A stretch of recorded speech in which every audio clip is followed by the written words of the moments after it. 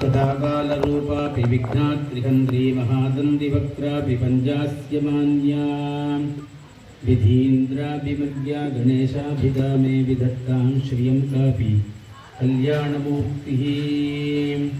गुरुब्रह्मा गुरुर्विष्णु गुरुर्देवो महेश्वरः गुरुस्साक्षात् परं ब्रह्म तस्मै श्रीगुरुवे नमः। गुरुवे सर्वलोकानां भिषजे भवरोगिणां निधये सर्वविद्यानां श्रीदक्षिणामूर्तये नमः। वक्रतुण्डमहाकाय सूर्यकोटिसमप्रभा निर्विघ्नं कुरु मे देव सर्वकार्येषु सर्वदा। माधर्मे मधुवैरवक्तिमिषप्राणापहारोग्यमे हेलानिर्मितधूम्रलोचनवते हेचण्डमन्दार्दिनी निःशेषीकृतरक्तबीजनिलये नित्ये निशुम्भापहे शुम्भद्रं श्रीसंहराशु दुरितं दुर्गे नमस्तेऽम्बिके। हर हर नमः पार्वतीपदगे हर हर महादेव। गोपिका जीवनस्मरणं गोविन्द गोविन्द सद्गुरुस्वामिनः जय।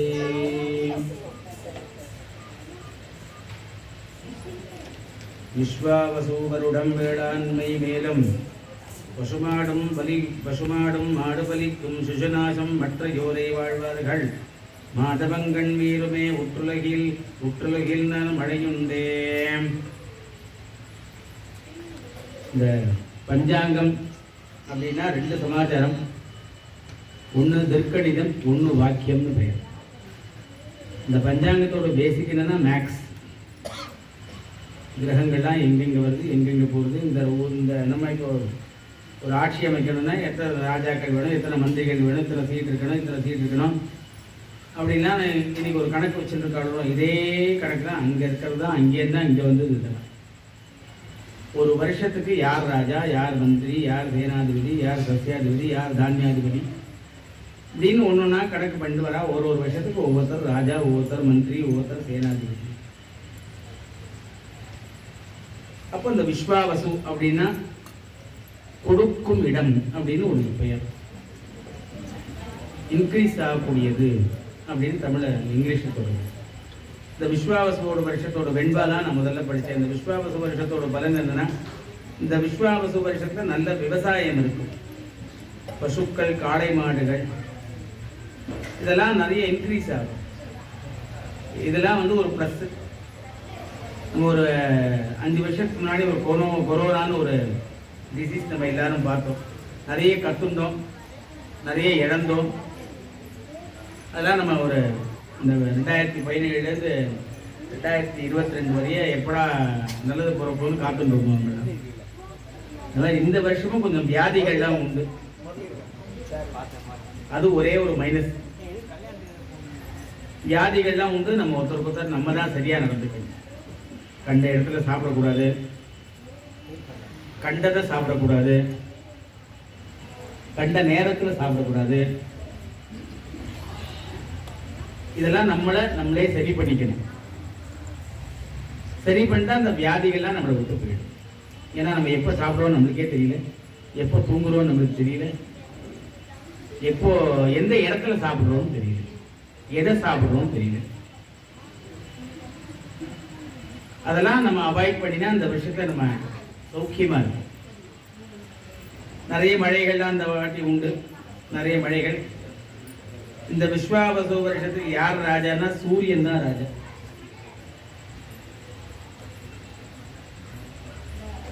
சூரியன் ராஜாவா இருந்தாலே ஒரு சுபிக்ஷம் உண்டு, அதே நஷ்டமும் உண்டு.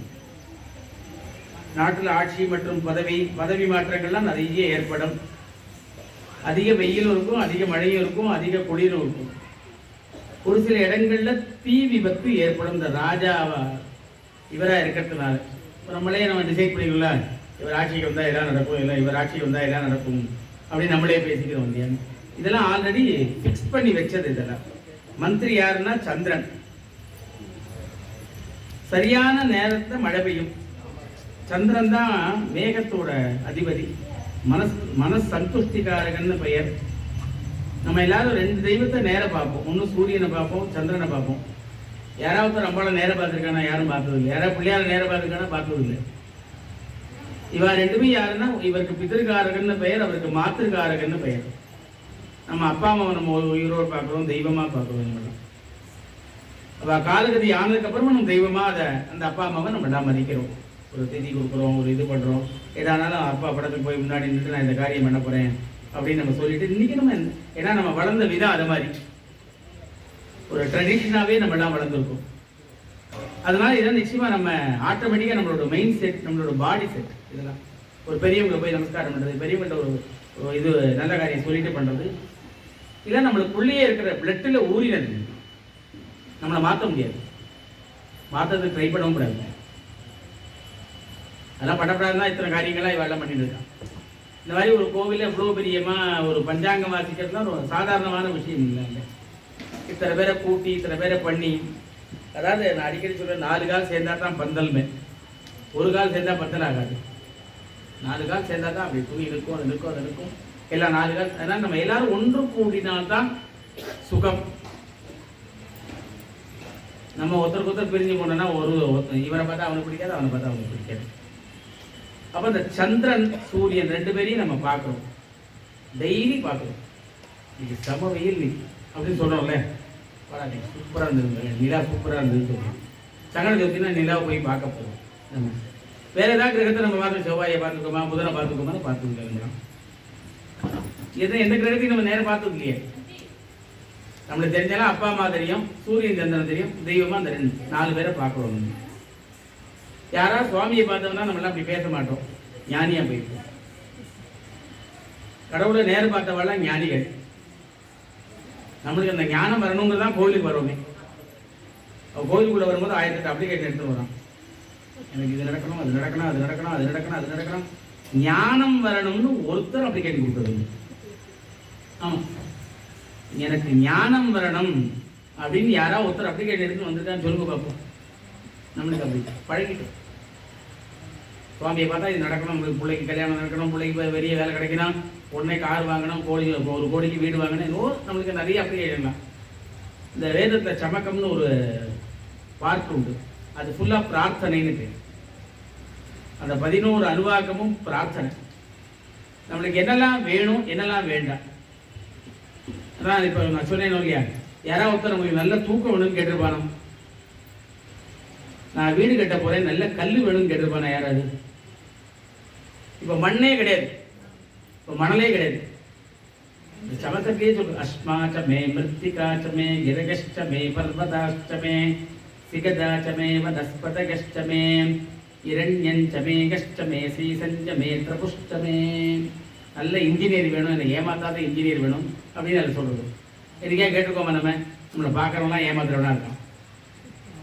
ஆமாம், நம்மளை சிரிச்சு பேசுகிறேன், அவ்வளோதான். ஒரே ஒரு ப்ளஸ், அவ்வளோதான். ஆனால் நம்ம எல்லா இடத்துலையும் ஏமாறுவோம், நம்மளுக்கு ஞானம் வரல. ராமகிருஷ்ண பரமஹம்சர்லாம் எல்லாரும் கேள்விப்பட்டிருப்பேன். அவருக்கு வேர்த்தா சுவாமிக்கு அம்பாளுக்கு வீசுவார். அவருக்கு ஞானம் இருக்கு. அவரோட ஒய்ஃபை அம்பாளா பார்த்தா, சாரதாம்பாளை அம்பாளா பார்த்து நிறைய கதையெல்லாம் படிச்சுக்கோங்க. அம்பாளா அந்த தன்னோட ஒய்ஃபை கொண்டாட்டியா பார்க்காம சுவாமியா பார்த்த ஒரே ஒரு ஜீவன் ராமகிருஷ்ண பரமஹம்சர் தான். ஆமா, ராமகிருஷ்ண பரமஹம்சர் தான் தன்னோட ஒய்ஃபை தெய்வமா பார்த்தார்.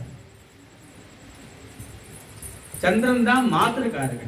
நான் சொல்லுவேன் அடிக்கடி, ஜாதகத்தை பார்த்தா தெரியும், சூரியன் எங்க இருக்கான், சந்திரன் எங்க இருக்கான், செவ்வாய் எங்க இருக்கான், இது இருக்கான், யார் புத்திரகாரகன், யார் பூமிகாரகன், யார் கலத்திரகாரகன், யார் தனகாரகன், யார் இப்படி ஒன்றுனா அதை பார்த்தா சொல்லலாம். எந்த இடத்துல என்ன கிரகம் இருக்கு, உனக்கு என்ன நடக்கும்னு சொல்லல, ஜாதகத்தை பார்த்தா சொல்லு.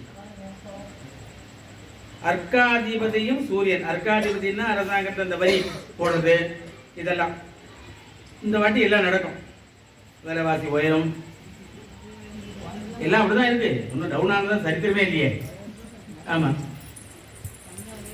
8 ரூபாய்க்கு பெட்ரோல் போட்டால் 110 ரூபாய்க்கு வந்துருச்சு. இப்போ 1.5 ரூபாய்க்கு டீசல் போட்டோம், இன்னைக்கு 100 ரூபா வந்துச்சு டீசல் இல்லையா?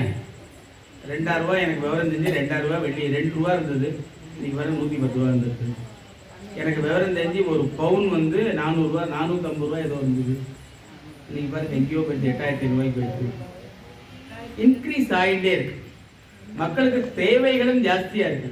அவ்வளோ விலையாயிட்டுன்னு யாராவது ஜுவல்லர்ஸ் போகாமல் இருக்கோமோ? அங்கதான் கூட்டம் அதிகமா இருக்கு. 2 இடத்துல கூட்டம் அதிகமா இருக்கு. அங்க ஒண்ணு, இன்னொரு இடத்துல ஒண்ணு. அங்கெல்லாம் லேடிஸ் போறீங்க, இங்கெல்லாம் ஜென்ஸ் போறாங்க. அர்க்காதிபதி சூரியன், அதான் புதிய வரிகள் போடுறது. சஸ்யாதிபதி யாருன்னா குரு. சஸ்யாதிபதினா என்னன்னா விவசாயத்தை அனுசரிச்சு ஒரு விவசாய மினிஸ்டர் இருக்காரு இல்லையா, இன்னைக்கு அக்ரிகல்ச்சர் மினிஸ்டர் ஒருத்தர் இருக்கு. இதெல்லாம் இவர் தான். இந்த கடலை, மஞ்சள், நெல் இதெல்லாம் உற்பத்தி அதிகரிக்கும். அவரோட சஜஷன்ல உற்பத்தி அதிகரிக்கும். சேனாதிபதி மறுபடியும் சூரியன் தான். இந்த விலைவாசி உயர்வான என்ன ஆகும்? புத்த சண்டை போடும். இந்த கடையில் இவ்வளோ விற்கிறான், அந்த கடையில் இவ்வளோ விற்கிறான், நம்மளுக்குள்ளே பேசிக்கிறோம். ஆனால் அங்கே தான் போய் வாங்கணும். அது அர்க்கா அந்த ரசாதிபதிங்கிறத பற்றி சேனாதிபதியில் என்னன்னு பார்த்தா அரசியலில் நிறைய மாற்றங்கள் இந்த வருஷம் ஏற்படும். அது ப்ளஸ்ஸாக மாற்றி ஏற்படணும்னு நம்மளாம் பிரார்த்தனை பண்ணிக்கணும்.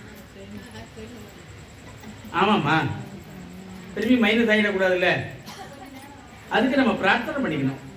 நம்ம தாயிட்ட பிரார்த்தனை பண்ணிக்கணும். அடுத்தாப்புல ரசாதிபதி. ரசாதிபதியும் சஸ்யாதிபதியும் ஒண்ணுதான். ரசாதிபதி இந்த பாட்டி சனி. இந்த தர்ம பயிர்கள் அதெல்லாம் கொஞ்சம் குறையும். கசப்பு பயிர்கள்லாம் அதிகரிக்கும். இந்த கசப்பு பயிர்கள் அந்த ஆசிட் அது மாதிரி சமாச்சாரங்கள்லாம் நிறைய இன்க்ரீஸ் ஆகும். அதனால பிரச்சனைகள்லாம் வரும். தானியாதிபதி செவ்வாய். இந்த சிகப்பு நிறமான பயிர்கள்லாம் அதிகரிக்கும். நெருப்பு சம்பந்தமான தொழில்கள்லாம் அதிகரிக்கும். அயன் அதெல்லாம் நெருப்பு சம்பந்தமான ஒரு தொழில்கள் அதெல்லாம் அதிகரிக்கும். மேகாதிபதி சூரியன். விலைவாசி உயர்வான உணவு தட்டுப்பாடு ஏற்படும். கொஞ்சம் விலைவாசிகள்லாம் அதிகரிக்கும் சொன்னேன் முதலியா. நீரசாதிபதி புதன். இப்பதான் சொல்லி முடிச்ச. தங்கம்லாம் அதிகரிக்கும். தங்கம்லாம் நிறைய அதிகரிக்கும். பச்சை நிற பயிர்கள்லாம் நிறைய அதிகரிக்கும். விஸ்வாவசூல மகர சங்கராந்தி தேவதை மந்தர்னு பெயர். ஸ்திரீ புருஷ ரூபமா இருக்கும். விஸ்வாவது மார்கழி மாதம் 30ஆம் நாள் 14/1/2026 புதன்கிழமை கிருஷ்ணபக்ஷம் ஏகாதசி திதி அனுஷ நட்சத்திரம் விருச்சிக ராசி கண்ட யோகம் பாலவகரணம் கடகலக்னம் கூடிய தினத்துல 30 நாழிகைக்கு மேல சாயந்தரம் 6:53 வாக்குல மகர ராசிக்கு பிரவேசிக்கிறது. இதனால என்ன பலன்னா விஸ்வாச வருஷ மகர சங்கராந்தி தேவதை பிரவேசிக்கிற காலத்துல வாகனம், வஸ்திரம், ஆபரணம், ஸ்நானம், ஆயுதம், கந்தம், புஷ்பம், குடை, சாமரம், வாத்தியம், பாத்திரம், போஜனம், முகபாவம் இதை அனுசரித்து பலன்லாம் இருக்கு. மகர சங்கராந்தியோட பெயர் மாந்தர் அப்படின்னா நம்மளுக்கு இந்த வாட்டி சுகமாக இருக்கும். வாகனம் புலி, கொஞ்சம் மிருக பயம் இருக்கும். வஸ்திரம் சிகப்பு. கடிகர்கள்லாம் இந்த கம்ப்யூட்டர் சம்பந்தமான சமாச்சாரங்கள்லாம் கொஞ்சம் பீடை. ஏன்னா டே பை டே அது இன்க்ரீஸ் ஆகிட்டே இருக்கும், அப்டேட் பண்ணிட்டே இருக்கணும். ஆபரணம் வைடூரியம் சொன்னேன். ஆபரணங்கள்லாம் விலை ஏறும் சொன்னேன். ஸ்நானம் பில்வ தீர்த்தம், அதனால சுபிக்ஷமாக இருக்கும். கொஞ்சம் மழைகள்லாம் ஜாஸ்தியாக இருக்கும். ஆயுதம் கட்கம், அதனால கொஞ்சம் யுத்தம் இருக்கும். ஒருத்தருக்கு சண்டை போட்டுகிட்டே இருப்பாள். கந்தம் குங்குமம், பிராமணாளுக்கெல்லாம் கொஞ்சம் பயம். இப்பயே அப்படி தான் இருக்கும் நாங்கள்லாம். ஆமாம். புஷ்பம் ஸ்ரீ செண்பகம், விப்ரர்களுக்கெல்லாம் சௌக்கியம். குடை முத்துக்குடை, தபசிகளுக்கெல்லாம் பீடை.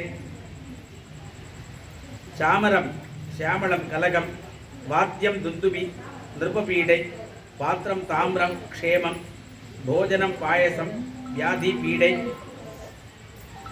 முகம் குரோதம் தானிய விருத்தி, திசை தெற்கு விப்ரக்ஷத்ரிய சௌக்கியம், பக்ஷம் கிருஷ்ணபக்ஷம் வியாதி துர்பிக்ஷம், வாரம் புதன் நல்ல மழை பெய்யும், காலம் சாயா காலம், லக்னம் சரலக்னம் தானிய விருத்தி. இந்த பஞ்சாங்கத்துல நம்ம பார்க்குற மாதிரி சொல்லுவோம். ஒரு நட்சத்திரத்துக்கு ஒரு ராசிக்கு இந்த வாட்டி எப்படி இருக்கு, எத்தனை கிரகணங்கள்லாம் வருது, கிரகணங்கள்லாம் வந்தா என்னெல்லாம் நம்மளுக்கு பீடையா இல்ல சுபிக்ஷமா. சாதாரண கிரகணம் வந்தாலே நம்மளுக்கு கொஞ்சம் துர்பிக்ஷம் தான். இந்த வருஷம் கோதி வருஷத்துல நம்மளுக்கு கிரகணமே இல்லை. அதனால விஸ்வாவசு வருஷத்துல கிரகணம் இருக்கு, 2 கிரகணம் இருக்கு, நம்மளுக்கு தெரியும். 2 கிரகணம் இருக்கு. என்னெல்லாம்? இது வக்ர நிவர்த்தியானது. செவ்வாய் பகவான் விஸ்வாவசு வருஷம் வக்ரகதியாகவில்லை. இந்த வருஷம் செவ்வாய் வக்ரகதியாகிற. புதன் வந்து விஸ்வாவசு வருஷம் ஆணி மாதம் 19ஆம் நாள் 3/7/2020 பூச நட்சத்திரம் 2ஆம் பாதம் கடகராசியில் வக்ரகதியாகி ஆடி மாதம் 8ஆம் தேதி 24/7/25 புனர்பூச நட்சத்திரம் மிதுன ராசியில வக்ர நிவர்த்தி ஆகிறார். விஸ்வாவசு வருஷம் ஐப்பசி மாதம் 10ஆம் தேதி விசாக நட்சத்திரம் துலா ராசியில் வக்ரகதியாகி கார்த்திகை மாதம் 1ஆம் தேதி 17/11/2025 சுவாதி நட்சத்திரம் 3ஆம் பாதம் துலா ராசியில் வக்ர நிவர்த்தி ஆகிறார். விஸ்வாவசு வருஷம் மாசி மாதம் 8ஆம் தேதி 20/2/2026 சதய நட்சத்திரம் 4ஆம் பாதம் கும்பராசியில் வக்ரகதியாகி மாசி மாதம் 29ஆம் தேதி 13/3/2026 அவிட்ட நட்சத்திரம் 4ஆம் பாதம் கும்பராசியில் வக்ர நிவர்த்தி ஆகிறார். குரு பகவான் விஸ்வாவசு வருஷம் கார்த்திகை மாதம் 2ஆம் நாள் 16/11/2025 புனர்பூச நட்சத்திரம் 4ஆம் பாதம் கடகராசியில் வக்ரகதியாகி பங்குனி மாதம் 3ஆம் தேதி 17/3/2026 புனர்பூச நட்சத்திரத்தில் 1ஆம் பாதத்தில் மிதுன ராசியில் வக்ர நிவர்த்தியாகிறார்.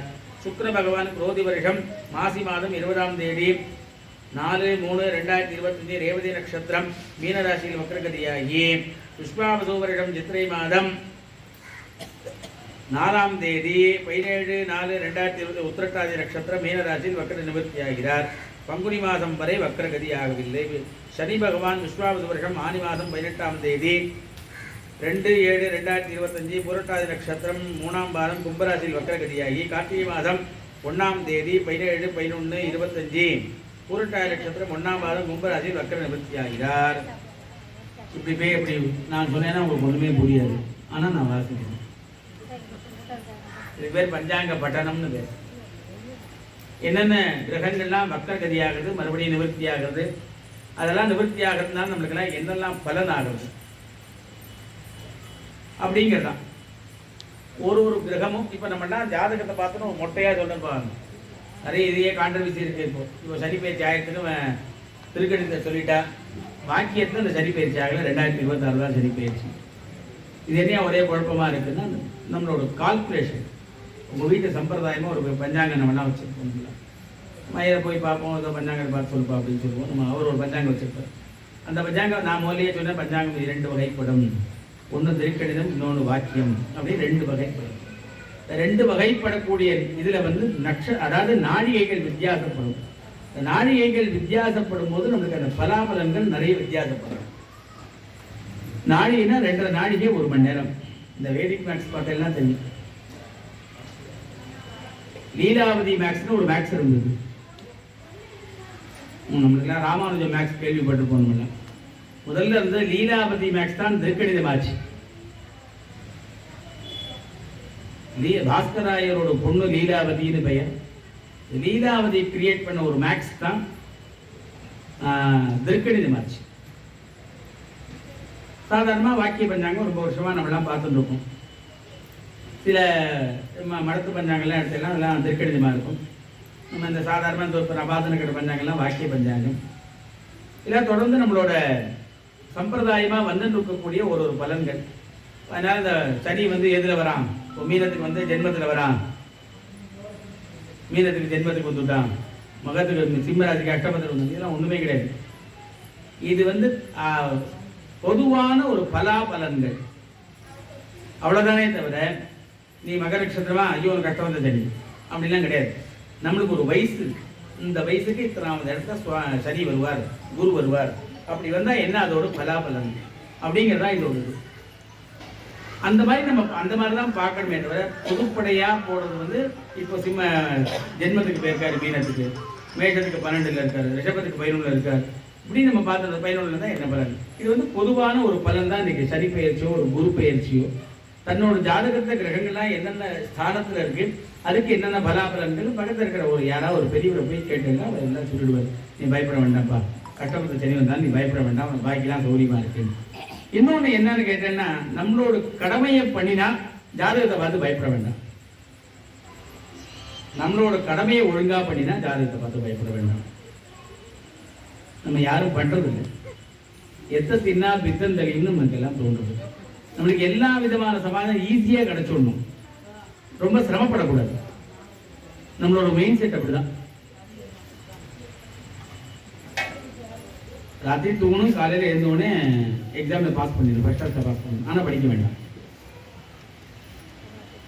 ஆமாம், சரஸ்வதி வந்து 3 சுற்று சுற்றினா போடுறாங்களா, குழந்தைகளா இருக்கிறச்சு எக்ஸாமுக்கு முந்தின நாள் கோயிலுக்கு போவோம், பட்டையை போட்டுப்போம், அதை போட்டுப்போம், சந்தனை வச்சுப்போம், ஒரு இது கையில் கட்டிப்போம். ஆனால் எக்ஸாம் போய் தான் ஒன்றும் படிச்சிருக்க மாட்டோம். நாங்கள் எங்கள் டார்கெட் 35 மார்க் தான், சென்டம்லாம் கிடையாது. ஏன்னா எங்கள் அப்பா திட்டு ஒரு பாசம்லாம் திட்டு வர அப்பா. அதனால் 35 மார்க் என்ன உண்டோ அது மட்டும் தான் எழுதுவோம் நாங்கள், அதுக்கு வேற எழுத மாட்டோம். அதெல்லாம் ஒரு காலம். இப்போலாம் இது எஜுகேஷன்லாம் எங்கேயோ போயிடுச்சு. இப்போலாம் அப்போல்லாம் ப்ரைவேட் ஸ்கூலே கிடையாது. ஆமாம், ரொம்ப ரேர் ப்ரைவேட் ஸ்கூல்லாம். எல்லாரும் கவர்மெண்ட் ஸ்கூலில் தான் படித்தோம் நாங்கள் எல்லாம். இப்போ சொல்ல முடியுமா? அப்படிலாம் ஒருத்தரும் கவர்மெண்ட் ஸ்கூலில் படிக்க மாட்டீங்களா? கவர்மெண்ட் வேலை மட்டும் வேணாம். ஆமாம். அப்போ ஒரு நட்சத்திரத்துக்கும் இந்த வருஷம் எப்படி இருக்கும்? இதுக்கு பேர் காந்தாய பலன் அப்படின்னு பேர். இந்த காந்தாய பலன்ல முதல்ல 0 வந்தா ஒரு 4 மாசம் கொஞ்சம் கஷ்டமா இருக்கும். ரெண்டாவது 0 மொத்தம் 3 நம்பர் வரும் ஒருத்தருக்கு, ஒரு நட்சத்திரத்துக்கு. முதல்ல 0 வந்தா 4 மாசம் கஷ்டமா இருக்கும். 3ஆவது பிரிச்சுக்கா 3 12. ரெண்டாவது வந்தா கொஞ்சம் தரித்திரம். 3வது 0 வந்தா கொஞ்சம் நிம்மதி குறைவா இருக்கும், ஏதாவது மன கஷ்டங்கள் இருக்கும். அஸ்வினி நட்சத்திரம் முதல் பாதம் 3, ரெண்டாவது 0, 3வது 1, பரவாயில்ல. பரணி நட்சத்திரம் 6, 1, 4, சூப்பர். கிருத்திக நட்சத்திரம் 1, 2, 2, பரவாயில்ல. ரோகிணி நட்சத்திரம் 4, 0, 0. மிருகசீர நட்சத்திரம் 7, 1, 3. திருவாதிரை நட்சத்திரம் 2, 2, 1. புனர்பூச நட்சத்திரம் 5, 0, 4. பூச நட்சத்திரம் 0, 1, 2. ஆயில்ய நட்சத்திரம் 3, 2, 0. மக நட்சத்திரம் 6, 0, 3. பூர நட்சத்திரம் 1, 1, 1. உத்தர நட்சத்திரம் 4, 2, 4. ஹஸ்த நட்சத்திரம் 7, 0, 2. சித்திர நட்சத்திரம் 2, 1, 0. சுவாதி நட்சத்திரம் 5, 2, 3. விசாக நட்சத்திரம் 0, 0, 1. அனுஷ நட்சத்திரம் 3, 1, 4. கேட்ட நட்சத்திரம் 6, 2, 2. மூல நட்சத்திரம் 1, 0, 0. பூராட நட்சத்திரம் 4, 1, 3. உத்திராட நட்சத்திரம் 7, 2, 1. திருவோண நட்சத்திரம் 2, 0, 4. அவிட்ட நட்சத்திரம் 5, 1, 2. சதய நட்சத்திரம் 0, 2, 0. பூரட்டாதி நட்சத்திரம் 3, 0, 3. உத்திரட்டாதி நட்சத்திரம் 6, 1, 1. ரேவதி நட்சத்திரம் 1, 2, 4. இது வந்து நட்சத்திரம். அடுத்தாப்புல ராசி. எவ்வளோ ஆதாயம், எவ்வளோ விரயம், இந்த நிறைய எவ்வளோ செலவழிப்போம், எவ்வளோ சம்பாதிப்போம் அப்படிங்கிறது. மேஷம் விருச்சிகம் 2 ஆதாயம், 14 விரயம். ரிஷபராசி துலாராசி 11 ஆதாயம், 5 விரயம். மிதுன ராசி கன்னியா ராசி 14 ஆதாயம், 2 விரயம். கடகராசி 14 ஆதாயம், 6, 8 விரயம். சிம்ம ராசி 11 ஆதாயம், 11 விரயம். தானிக்கு தீனி சரியா போச்சு.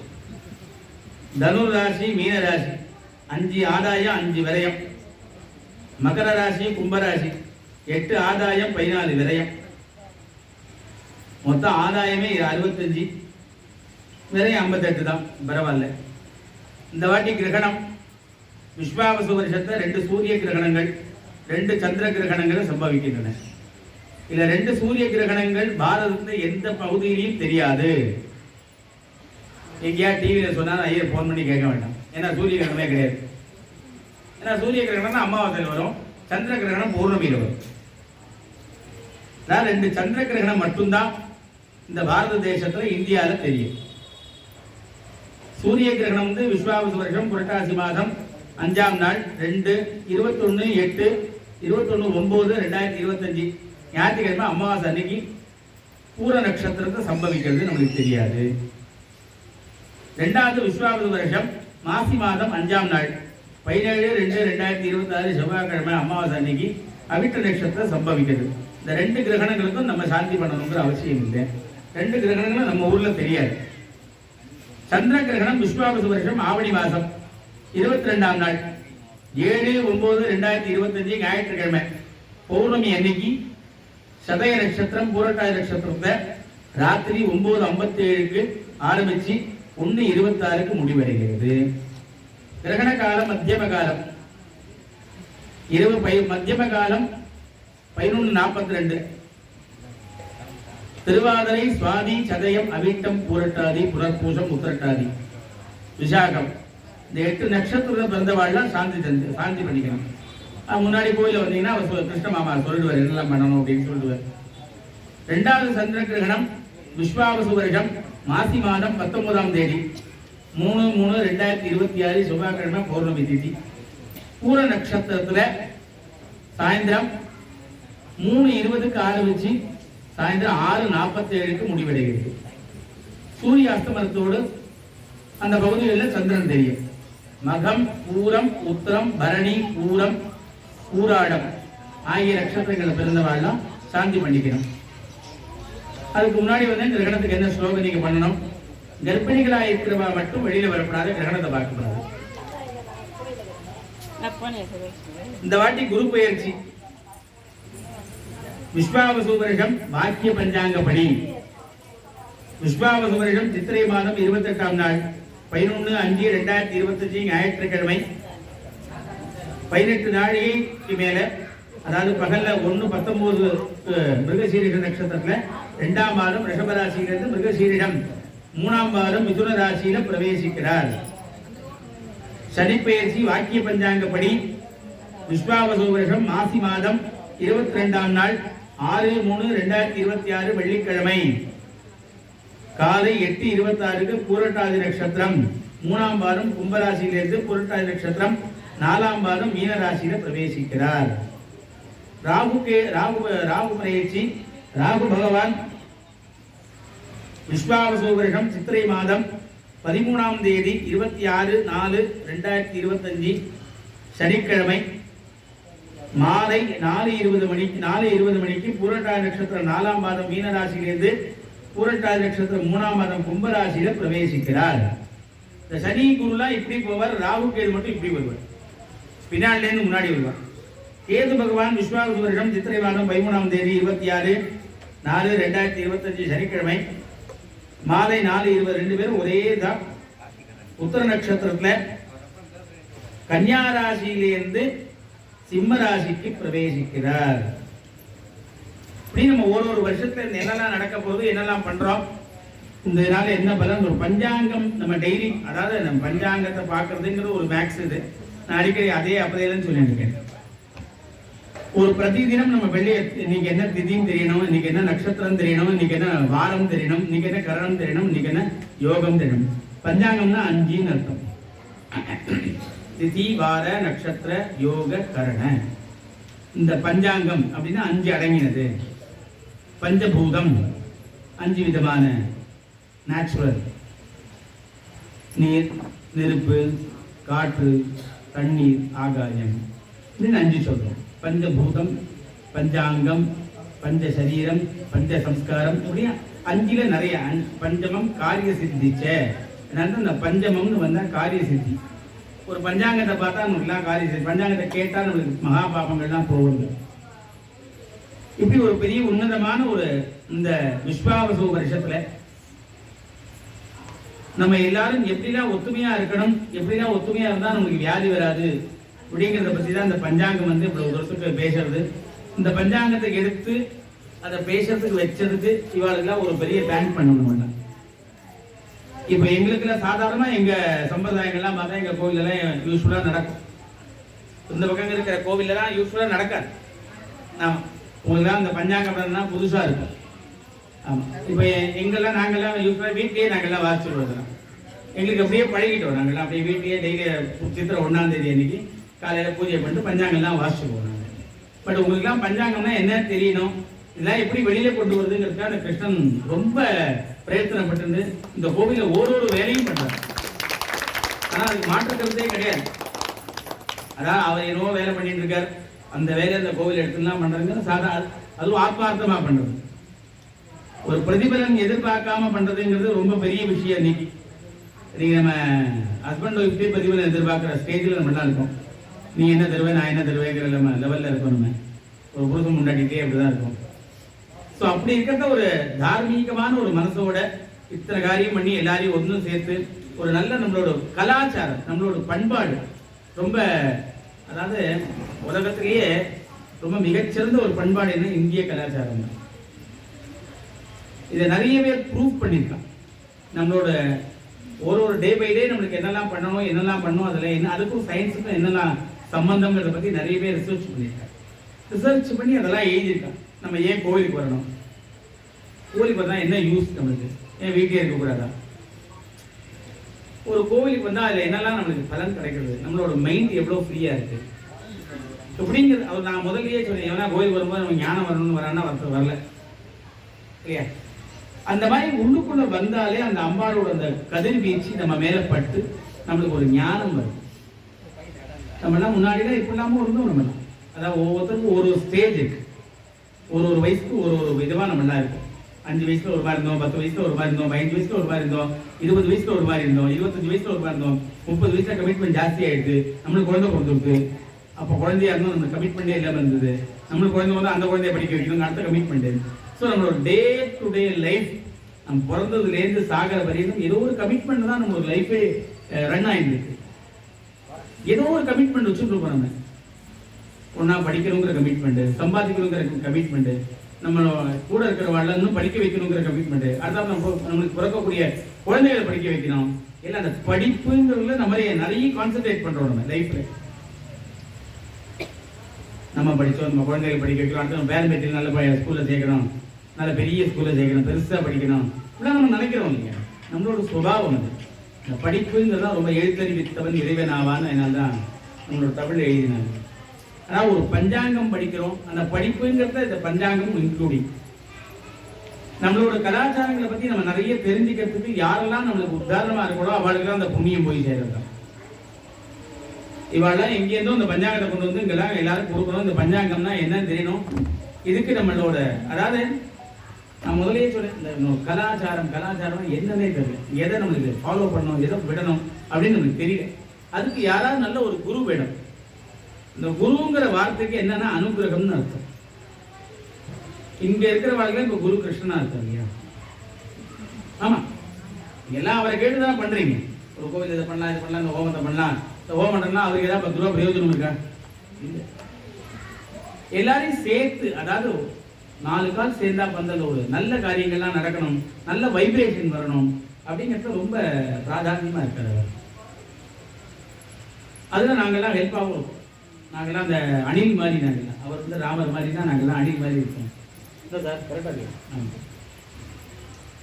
ஸோ நல்ல, அதே மாதிரி நீங்க எல்லாரும் சேர்ந்து இந்த ஒரு கோவில் என்னெல்லாம் பண்ணோம், நிறைய நல்ல சத்காரியங்கள்லாம் பண்ணி நிறைய பேர் அனுப்பிச்சுட்டே இருக்காரு. எனக்கு நிறைய குழந்தைகளுக்கு நிறைய நம்மளோட கலாச்சாரம்லாம் சொல்லிக் கொடுங்க, சொல்லிக் கொடுத்து நம்மளோட ஒரு தர்மத்தை அபிவிருத்தி பண்ணுங்க. நம்மளோட தர்மம் என்ன சொல்றது, இன்னொருத்தரை படிக்க வை, அதான சொல்றது. இன்னொருத்தரை ஹெல்ப் பண்ணு, அதான் சொல்றது. ஒருத்தர் படிக்க வச்சா நமக்கு எவ்வளோ பெரிய புண்ணியம், ஒருத்தருக்கு சாப்பாடு வாங்கி கொடுத்தா எவ்வளோ பெரிய புண்ணியம். நம்ம மதத்தேன்னு நிறைய பேர் எடுத்துனா அவங்க மதத்தை நிறைய வச்சுருக்கோம். இந்த சபாகம்னு வச்சுருக்காங்க. நம்மளோட சம்ஸ்கிருதம் தான் எல்லாரும் யூஸ் பண்ணுறோம். ஆனால் சம்ஸ்கிருதம் வேண்டாங்கிறோம், ஹிந்தி வேண்டாங்கிறோம். நம்மகிட்ட தான் எல்லாரும் வச்சுருக்காங்க. பெயர் வைக்கிறதுலேருந்து எல்லாம் சம்ஸ்கிருதம் வச்சுக்கிறோம், ஆனால் வேண்டாங்கிறோம். கோவில் வேண்டாங்கிறோம். இதெல்லாம் இருக்கு நம்மளோட. அதாவது அந்த கோவில்ங்கிறதே இருக்குன்னா எல்லாரையும் கூட்டுறதுன்னு அர்த்தம். 10 மனுஷால கூட்டுறதுன்னு அர்த்தம்.